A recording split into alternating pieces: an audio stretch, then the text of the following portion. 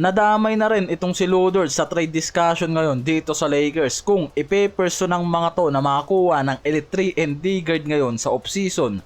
Hindi na lang kasi usapan to sa kung ano yung kailangan ng Lakers Usapan na to sa kung ano mismo yung kailangan nitong si Luka na mismong sinabi niya dyan na kailangan nila ngayon sa roster ng isang elite center at elite shooter para nga raw maiwasan sa kanya yung double team ng opponent team. Sa ngayon, wala nang no choice ang Lakers kung hindi ibigay kay Luka yung mga role player na hinihingi niya sa offseason.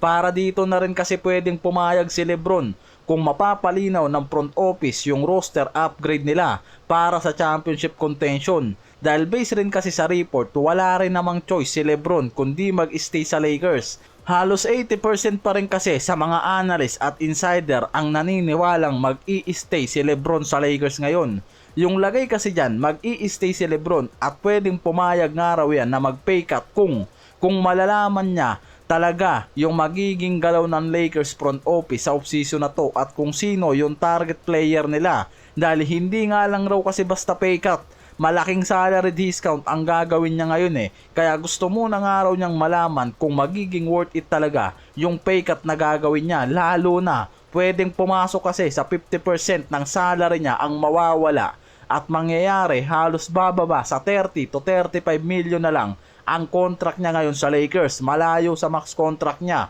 na 58 million Based na rin kasi sa mga cap analyst kung kukuha si Lebron ng malaking discount ngayon kumpara sa max salary niya, pwedeng makagamit ang Lakers ng mas malaking exception at mas maraming salary room sa free agency. May mga projection pa nga ngayon na lumalabas na sa tamang roster moves ng Lakers, pwede pa nga raw silang magkaroon ng around 50 million na ka-flexibility na sapat para makakuha talaga ng elite center at elite 3 and D-Guard sa market at free agency kung maayos at malilinis talaga nila sa tama yung free agency player nila. Para ngayon kasi natutulog pa itong si Pelinka ang masama natutulog sa kangkungan Sa ngayon biglang pumasok naman sa usapan ng Lakers itong si Ludort. Mas nakikita pa nga to na mas realistic kumpara sa trade scenario nun kay Giannis at Miles Turner at Kessler.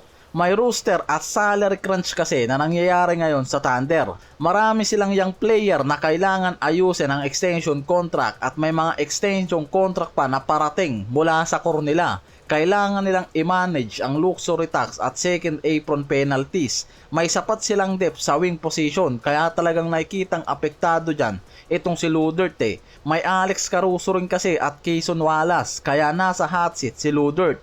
Isa pa, may team option yan around 17 million kung gusto ng Thunder ng asset collecting. Pwedeng ibigay ng Lakers sa trade itong si Dalton Knecht at drop asset.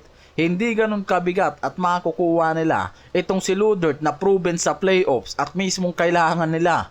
Sa center position, nauugnay naman ngayon dyan itong si Isaiah Stewart at itong young center ng Miami, si Kelly Oubre. Last trade deadline, nauugnay na yan sa Lakers Isa rin yan mismo sa nakikitang possible maging fit kay Luka para sa long-term contention nila. Wala kasing sapat na trade asset ang Lakers noon na mabibigay sa Miami Heat, kaya hindi yan naging realistic. Isa pa, nakita yan ng Miami Heat na future core nila kahit nasa rookie season pa lang. Pero ngayon kasi may mga report na lumalabas, possible pumasok ang Heat para kumuha ng mga draft asset at role player sa trade market.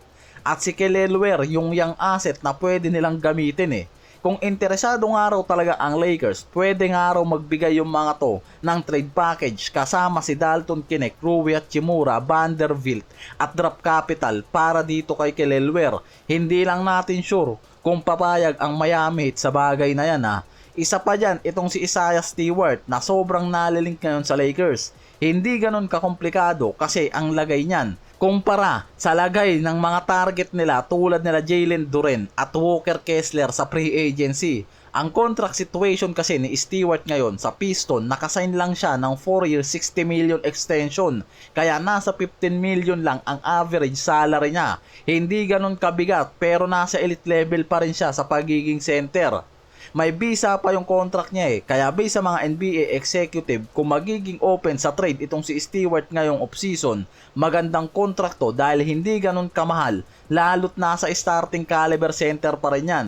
Kaya yan din mismo yung suggestion ng mga analyst at insider sa Lakers na possible yan yung targetin nila, lalo na kung balak ng mga to magtipid nga raw sa cap flexibility nila. May Jalen Duran na mas pinagpupukusan ngayon ang Detroit na bigyan ng malaking extension contract, plus Paul Reed na nagpakita rin ng magandang laro sa playoffs run nila. Kaya ngayon nalalagay talaga sa alanganin itong si Stewart sa roster nila, at sa report handa ang Detroit sa kahit anong calls para sa trade offer dito kay Isaiah Stewart.